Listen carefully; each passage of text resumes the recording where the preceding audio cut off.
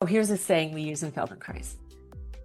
Make the impossible possible, make the possible easy, make the easy pleasant, and then I add, and if you so choose, make it elegant. Now, possible doesn't mean, well, I pushed through and I did it, but I don't want to do it again. It means you were able to do it with enough grace, with enough comfort that you would say, I'll do it again. Welcome to Normalize the Conversation by Inspiring Mind Generation. I'm your host, Francesca Reicherter, and today I'm joined by Peggi Honig, a guild-certified Feldenkrais practitioner who helps people reconnect with their bodies, ease pain, and find balance through mindful movement. In this conversation, we explore how somatic healing can calm your mind, release tension, and bring you back into your body. And Peggi even guides us through a simple practice that you can join in on. Let's dive in. Peggi, thank you so much for joining me today. I'm really excited to connect with you, but before we begin, I want to check in. How are you really? Really? I'm great. I just returned from almost a month working in a Feldenkrais training program in Ann Arbor. Wow. And I'm working with adults, whether they're in their 20s, 30s, 40s, 50s, 60s, and 70s, that are looking to continually learn and improve the quality of their life. And that working, they're trainees because they're training in an approach which is somatic learning. It's about how do we learn, and instead of just academia, intellectual knowledge, there's another type of intellect. And that's how we started in utero and as infants through movement. It's the different portions of our brain, the lower brain, the cerebellum, and the neocortex, the cerebrum. So we toggle between the two. But when we get caught up in life and stuff happens, I call it the dance of life, then this is the dance of life and there are assaults and injuries. So we look to get fixed. And sometimes the fix, it's not permanent. So how do we keep learning? How do we get curious? Sometimes we can get information that can be very upsetting and we can go into the tank. How do we come out of it? Because nothing will change if we don't confront it. If we never confront it, nothing's going to change. Maybe we can't totally fix it, but by addressing and learning, being curious, well, how can I improve this? Then we have to find other ways other than just the neocortex, the higher brain, academic. That's a form of knowledge, but then there's a wisdom. And that comes, I speak about this innate intuitiveness. We all have it, but we shun it. And learning how to recognize it because it's subtle, but it's significant. So I come back from almost a month of working on, I'm known gonzo to just do endless, because when I offer the sessions hands-on, and they're different than other modality work because it's not a modality. It's about waking up a brain, getting curious, finding options and possibilities with ease and comfort.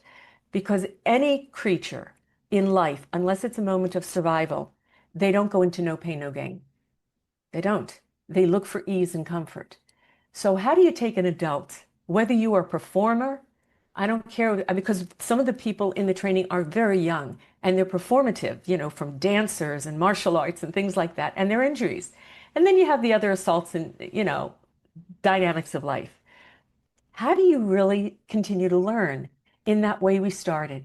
So the approach that I'm talking about, while it's somatic, is known as the Feldenkrais Method.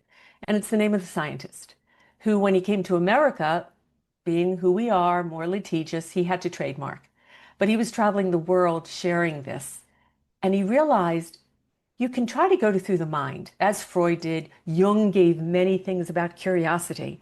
But he finally realized from his own life, living through 7 wars, his own injuries, how do you change something when somebody else gives you a diagnosis and says, that's it?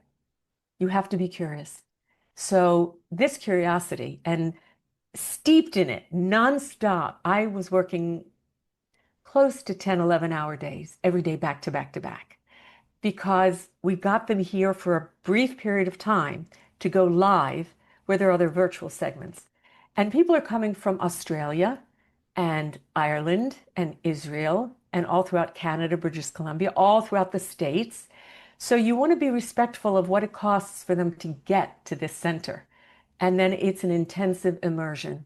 And then they go off and practice and play and explore and come back until they certify. So I've just come back. I got back last night. Wow. I'm on the heels of just getting back. Yeah.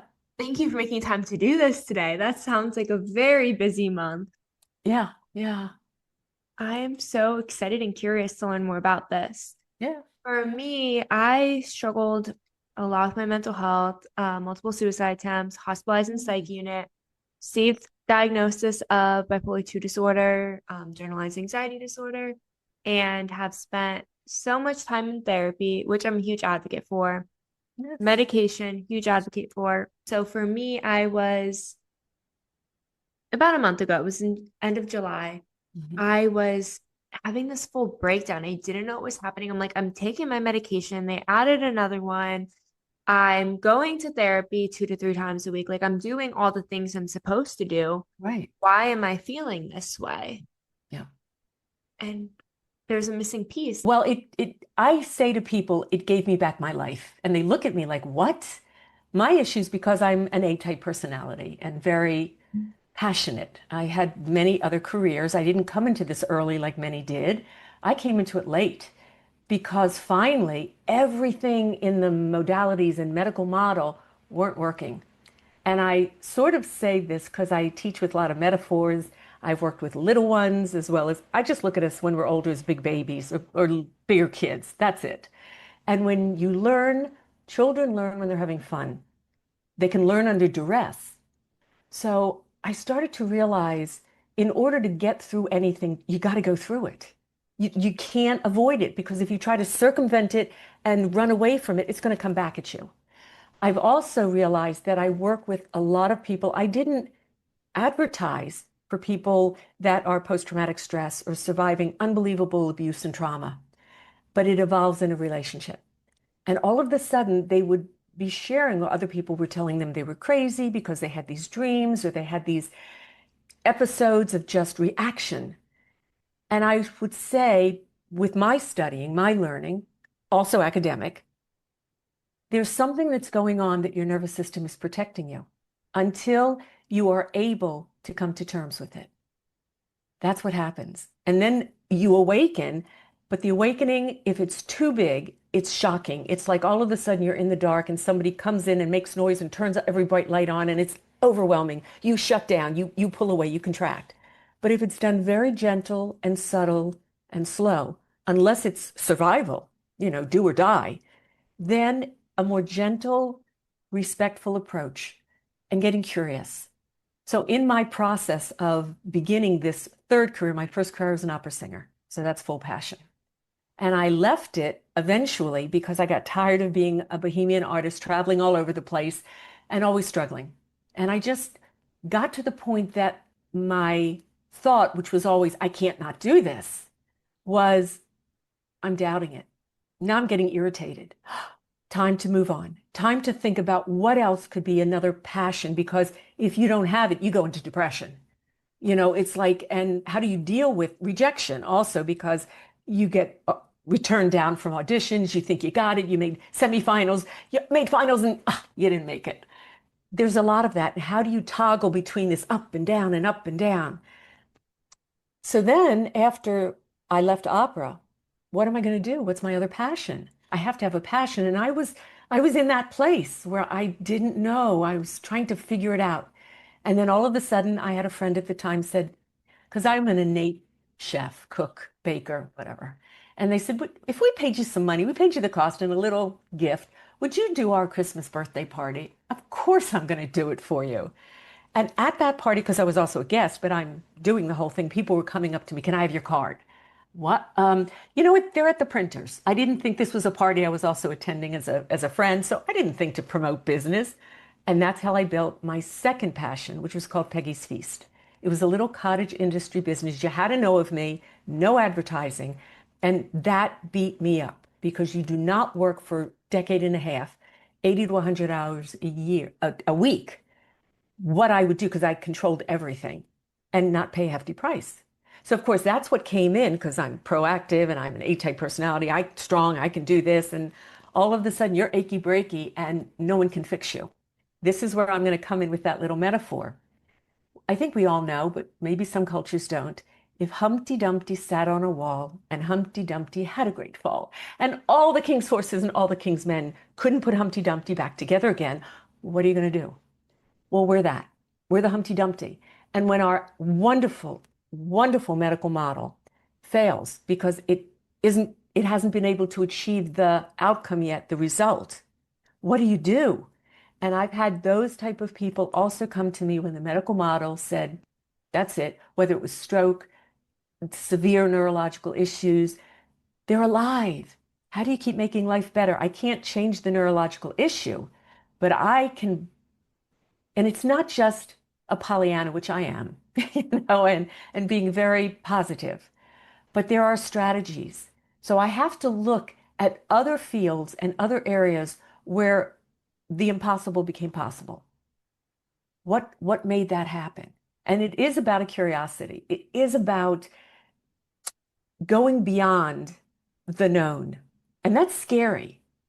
So as I was beginning this field, because I at that point had done everything that was there for me to do, and I was still achy breaky and feeling old and crippled, and I couldn't do what I wanted to do. Someone who, in my other trainings, I knew of the name Feldenkrais because I'm also trained in Milton Erickson, Ericksonian hypnotherapy, and NLP, said, well, why don't you try Feldenkrais? And I said, I will do anything. I've tried everything else. I'll try it. And fortunately, I found a very skilled trainer who was trained directly by Moshe Feldenkrais. And I had my first experience and I was awestruck because it was non-judgmental. I felt something that was possible with no judgment. And I came home and I told to my husband, well, I'm going into debt because I got to do this. Not only regularly, but within the first month, I knew I wanted to train to become a practitioner because I had to leave the catering because that's what was killing me. And what's going to be my next passion? Because I can't live without that passion. I've done in the process of conservatory and building that career, because you're always doing another job if you're in the arts. That's just what it is. I kept finding, yeah, I know how to do corporate. I know how to do retail. I know how to do all these things, but I'm not passionate about it. I've got to be passionate about what I do. And so I've always been an independent versus, I've got all of those bells and whistles that corporate jobs give you. So I went everywhere. Once I started committing, I'm going to do this, I started preparing myself in training so that the mind work that I had, I also, because I loved body work for my own pleasure, let's start training in it so that I could know a little bit more about anatomy, kinesthesiology, pathologies, medical terms, speaking in that language, and just the ills and the ilks that my mom was ill my whole life, to learn more. How do you support and help? So some of the things you were sharing about the supports of medication and therapies, these are supports that we need. They're important, and to have many of them so that we're not just, well, this one didn't work. What we need is our curiosity. Because if we say, I'm going to at least try something, try it, make comparisons. So it's really about comparing. So I just kept going for it. And in no time, it was years, but I was already transitioning into this whole field. And when I did that, I went everywhere. I wanted to, like I'm doing these podcasts now.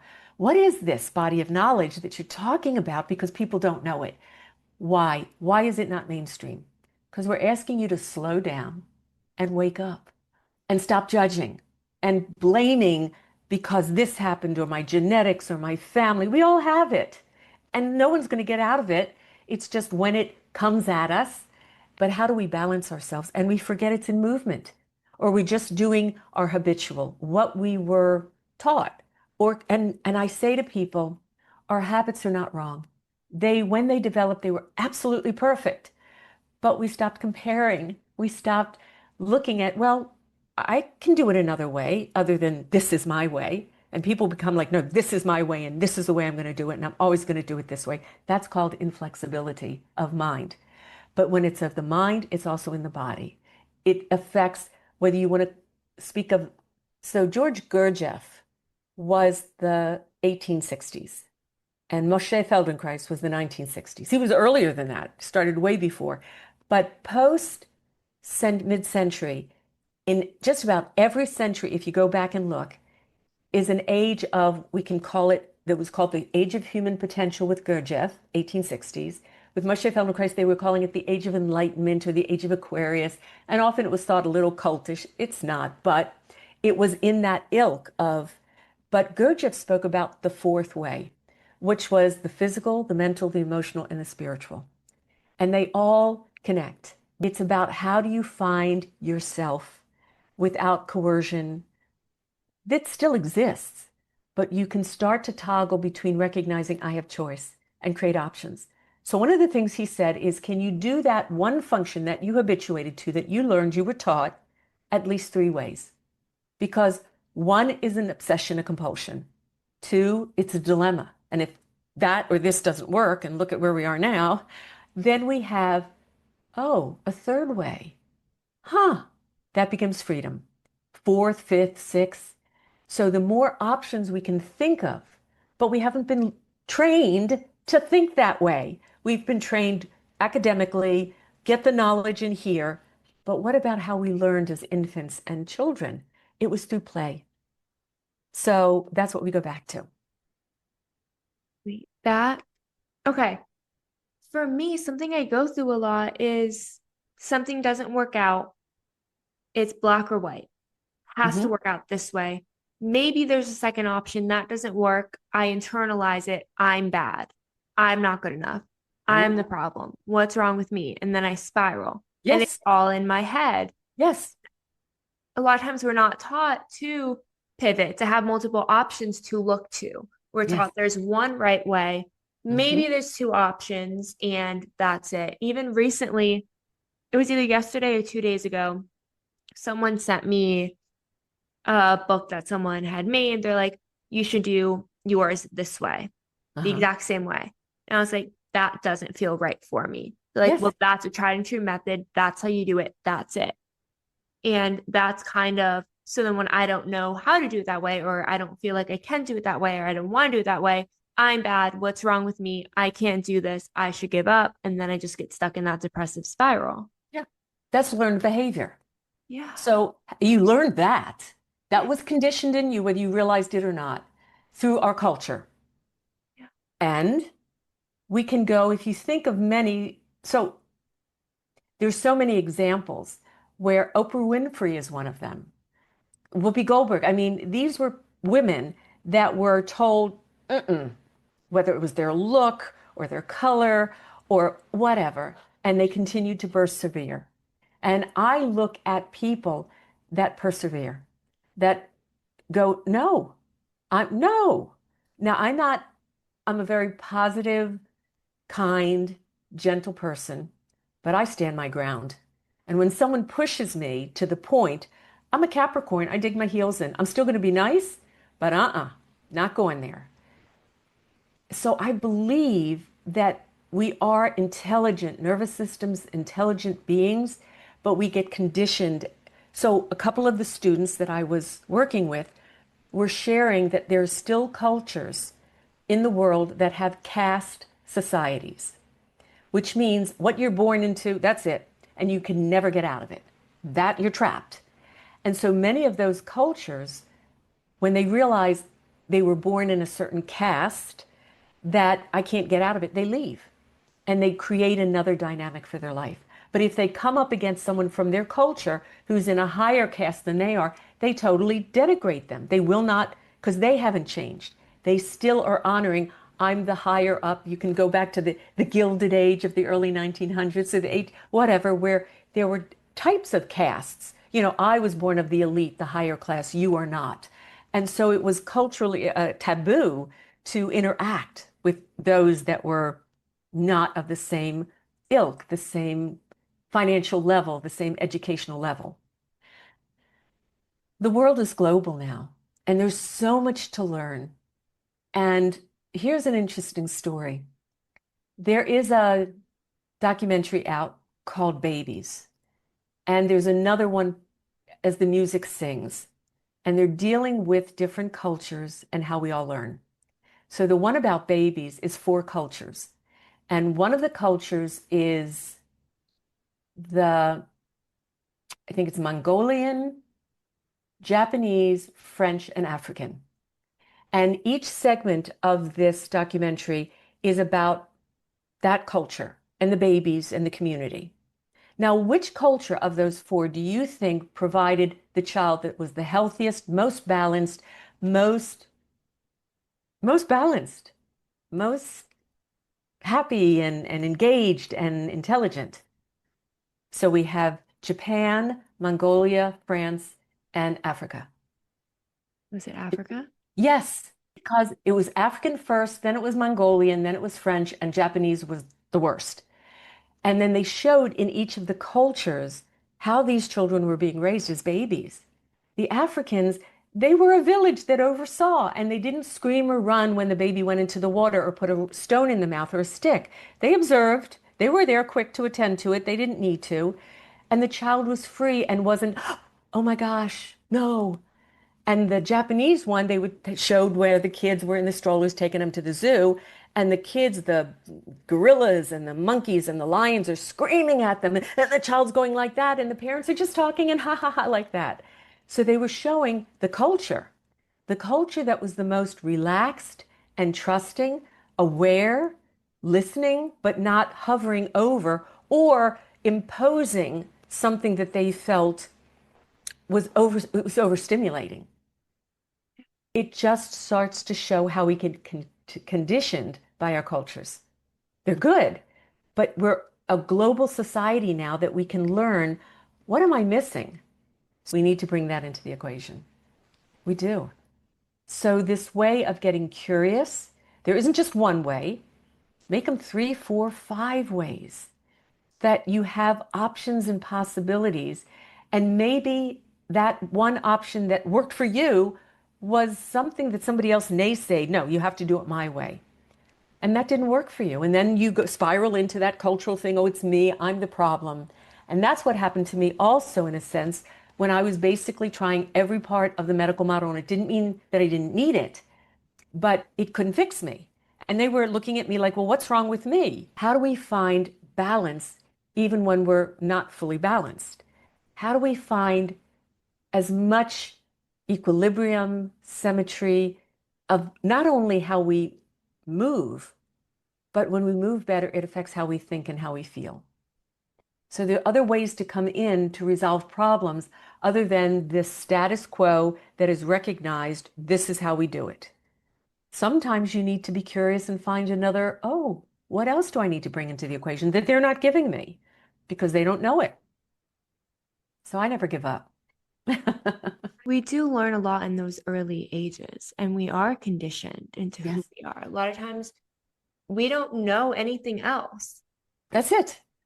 We grow up in an environment that perpetuates fear, fear of doing something wrong, fear of consequences, right? It's really hard to not know any other way, but this black and white thinking, I have to do it. And that's really what happened to me to this day.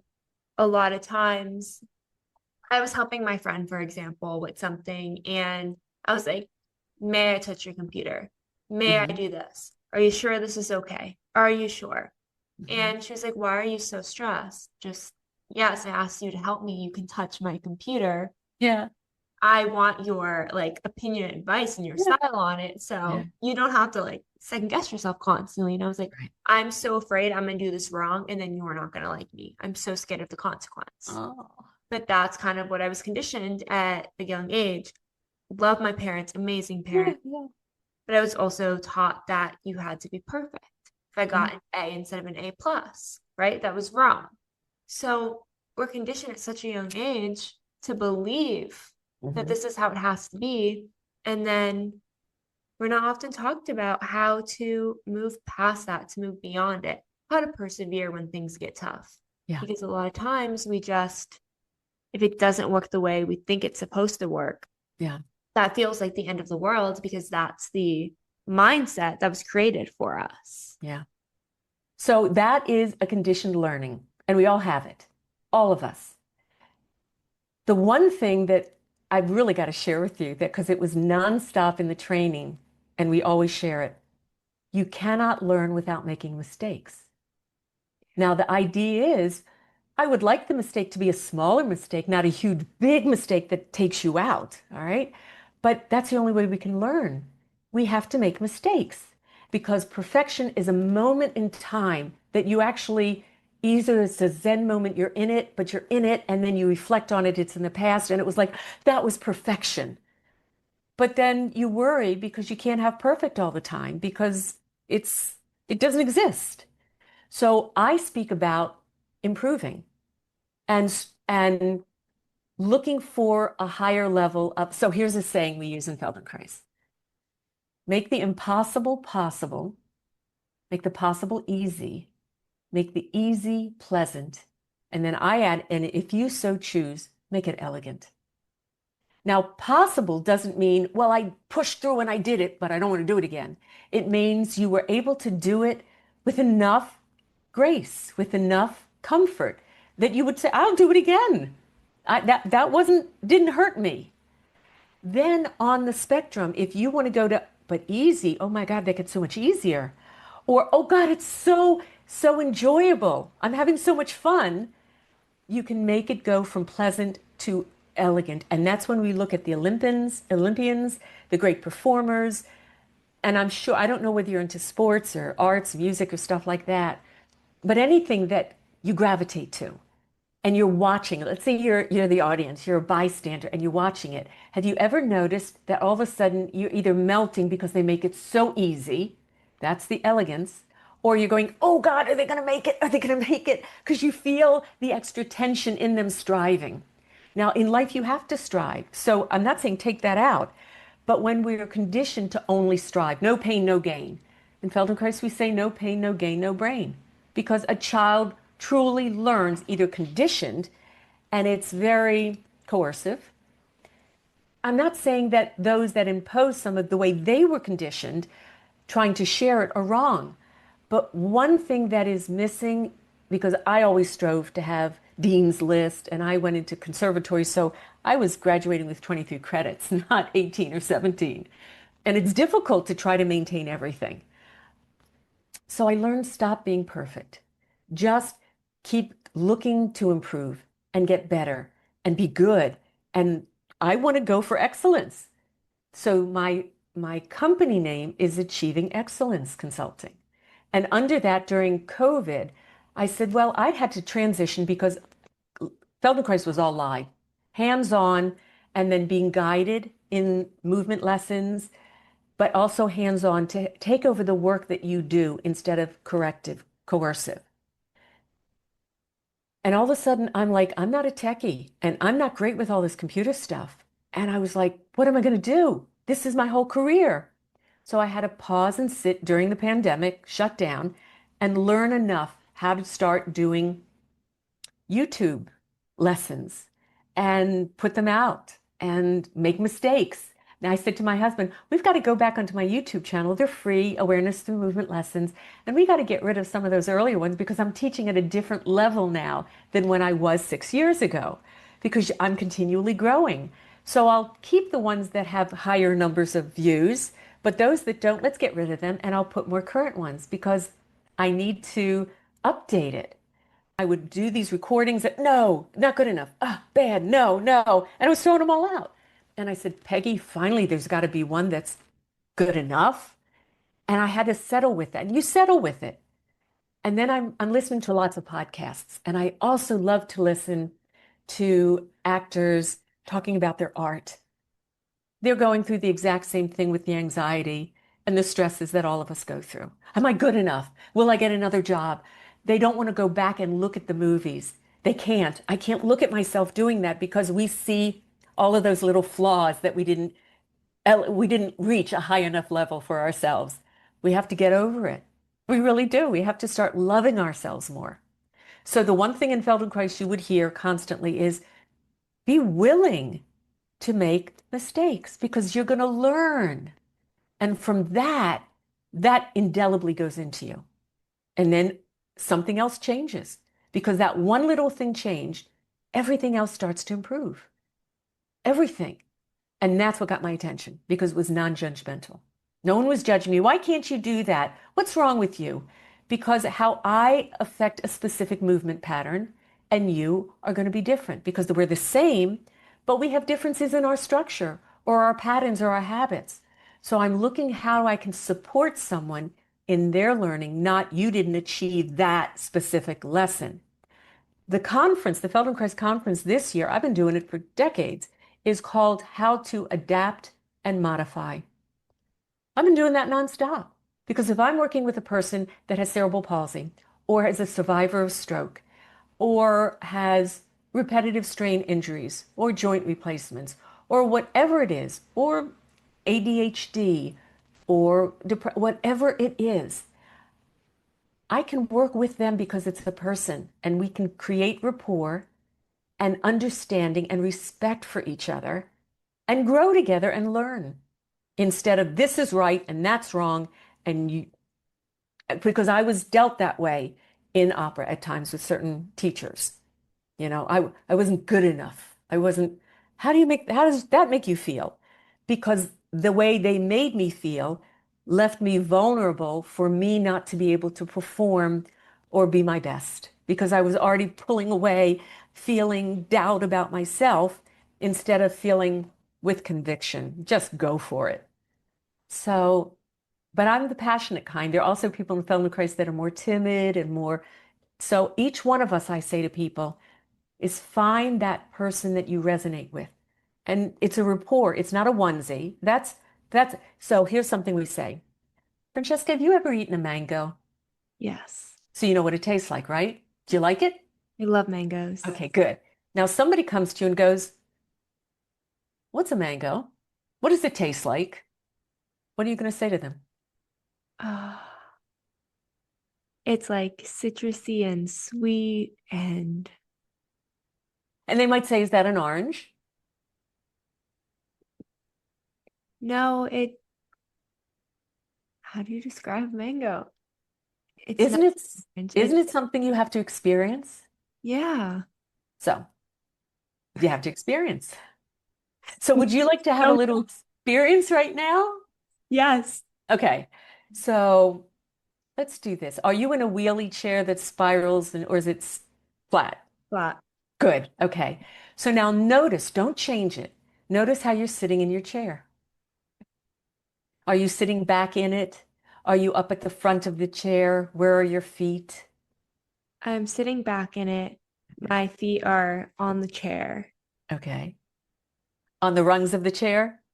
I'm sitting on my foot, so I'm high enough for the recording. Okay. Okay. Japanese sitting, that's when you're on your heels or cross-legged. Um, on my heels. Japanese sitting. Okay. Um, all right. So we can do that right here. But I'm also going to ask the question, if you were to move your pelvis closer to the edge of the chair and your feet would be on the floor underneath your knee joints, would that be possible in this scenario, in this situation? Yes. Okay, please come into that position then.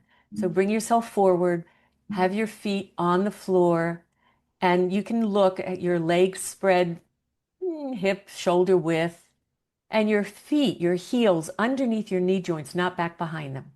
Okay. All right, now you're sitting in your skeleton. You just got taller. What do you feel? I feel more, it's weird, like my vertebrae feels less pressured. Oh, yay. That Because would you're not in a flexed position, rounded, pushing back. You're in your skeleton, stacked. yeah. All right, now, if I said do very, very slow and start first with your eyes, like something you love to see, like it makes you happy. And I don't know to which side it is, but very slowly with your eyes, start to turn and look around where it's comfortable. Don't go to the limit, but you caught something out of the corner of your eye and now it's like, oh, and so that's to the left. And go ahead, unless we're mirrored the wrong way, and then go ahead and keep going and following with your eyes to the left. And notice as you do that, does your head want to follow? Yeah. So welcome it. And did your shoulders start to go? And maybe something in your rib basket or your pelvis? Yeah, my body starts to turn. And then slowly, as you inhale, come back to neutral. Was that comfortable? Yeah. Okay. Now, slouch. Good. Now, go and look to the left.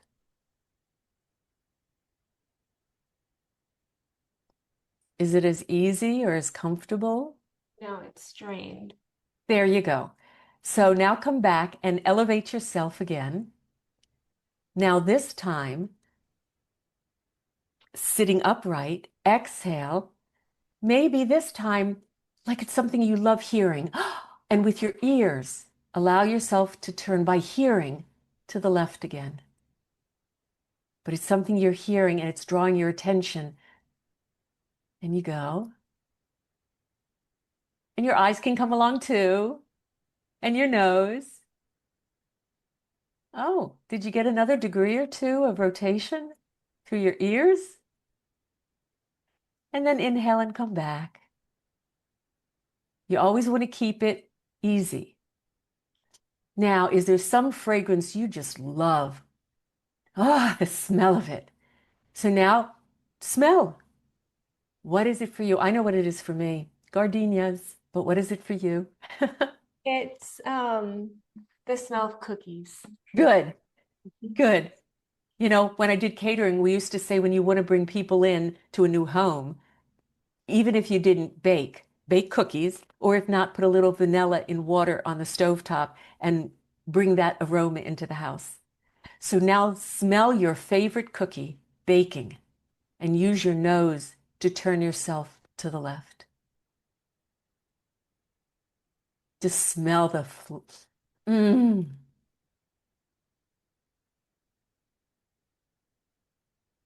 Look where you're going with it. And then come back just as slow, because we want to come back faster. And yeah, comfortable? All right, now, one more sensory apparatus. So we call them these teleceptors. There are sensory organs in our head, two eyes, two ears, two nostrils, one mouth, but an upper and a lower jaw, and a tongue that goes all the way down to the nape of your neck, C7. With your mouth. Because every baby is rooting reflex. Where's mommy's breast? Where's the bottle? It's something that you love the taste of. Maybe you ate it and something at the corner of your mouth. And turn yourself to the left using your mouth.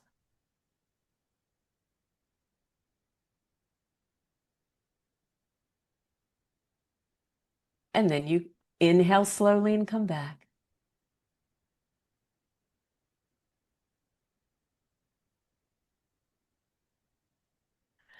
So you used 4 of your sensory teleceptor organs. That's how babies start. And each time you turned really comfortably and easy further and further. And each one of those teleceptors directs to a different cervical vertebra where you initiate the turning. Now, when you want to do one more, Sure. okay. So you can compare each one if you want when you're slouching, but you come upright, stacked in your skeleton, you're taller, you breathe better. When we're depressed and anxious, we're shallow breathing. We're usually collapsed in our lungs, in our chest. Our belly is contracted.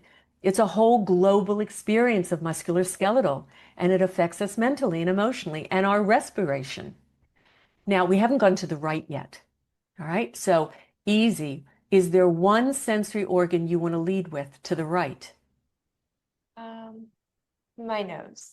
Okay, so that fragrance again that you just love, go where it's really easy to the right because it's not the side you chose, and then you stop there.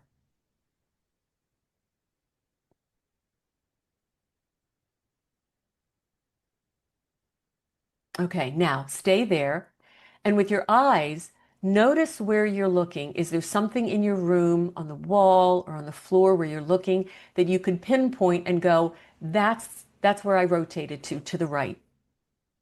Yeah, to the light switch. Okay, so that's the light switch. Now close your eyes, but stay there. Now very slowly start to create, maybe with your nose, a circle. So you're going to go, what do you want to go up and to the left and down and to the right and up and to the left and down to the right, but still stay more or less biased to the right. So the circle is to the right. And then change the circle, the opposite direction. Yeah. And then you bring yourself back to the center. Now, with your eyes closed, use your nose again or whatever organs you want and rotate to the right where it's easy, easy, easy. Smell that cookie dough. Oh, what's your favorite? I like chocolate chip. Chocolate chip. Oh, good. I just got some today. Now, stay there. Open your eyes and tell me how many more degrees of rotation you got. Pretty far. Okay, this is the Feldenkrais method. You just learn something. Wait, that was so cool. But it's experiential. So I can't tell you what a mango tastes like because everything I'm going to describe, you're going to say, well, cantaloupe, peach, nectarine. You're going to come up with your known. And we keep going, no, no, no. You have, unless I have a neighbor who's allergic to carotenoids, carrots, anything that's orange. So I would ask them, oh, can you eat foods that are orange, like cantaloupe or, because if there's an allergy, that we can't do that. But if not, I'm going to cut a nice, really ripe mango and let them taste what a mango tastes like. And then they'll have an experience to decide, oh my gosh, this is so good, or nah, I don't care for it. Then we'll find another fruit they like. Wait, I love that. So I have really bad like chronic pain in my body, broke a lot of bones Oh, and slipped a bunch of discs. And it mhm. causes really bad migraine. So this morning I woke up with the worst migraine. I was convinced I was going to cancel my whole day. Okay, And I got to the point where I could stand up and I was like, okay, we're going to get through this. good. And I was in so much pain in my neck, and I actually feel a little bit of a release right now. And I think I might make it through the whole day without having to go back to bed. Yay. This was So, amazing. yes, so it's not wrong to be slouched and rounded and flexed. It's fine. But we don't live stacked on our skeleton. And it's not like I'm coercively hold this posture and put my shoulders back and my chest forward and pull my belly in. It's not that at all. It's, I speak about regal, that you lead with your sternum, your chest plate. You don't push the belly out, but you lead like you see the queen or anybody that you look at just going, oh, look, or they walk forward and you just feel they're stacked in their skeleton. As we're wrapping up, what's one last thing you'd like to leave our audience with? Well, please, if you're curious, you've heard something here that piqued your interest, go to my website, Peggi with an I, thepeggiexperience.com. You can tap into all of my previous, I call them my newsletters, blogs, newsletters. They're jewels, I call them, treasures that you get an idea of who I am. I also have free awareness through movement lessons. They're audios. If you're more curious and you want to reach out and have a conversation with me or come to one of my virtual awareness through movement classes, or you want a referral to somebody in your area that I feel I'm going to give you some quality skilled practitioners or lead you in that direction with the best that I can, it's your curiosity to taste something that you've never tasted or learned before to just get, well, what is this? My mission in life is to help. So I'm a little bit of the Pollyanna. I want everything to be nice and good and happy. Life is not like that. The Buddhists say there's going to be suffering. How did you just suffer, or how do you learn how to persevere, go through it, and come through it to something better and nicer? That's what it's about. Thank you so much for listening to Normalize the Conversation. Don't forget to subscribe, rate, and review. This podcast is an initiative of Inspiring My Generation, focusing on normalizing the conversation, bringing education and awareness to the forefront, and amplifying global voices to spark change and hope. Inspiring My Generation is a 501c3 nonprofit organization on a mission towards suicide prevention through awareness, conversation, education, and support. Connect with us on Instagram at Inspiring My Generation and visit our website inspiringmygeneration.org to learn more about our work and how you can make a difference.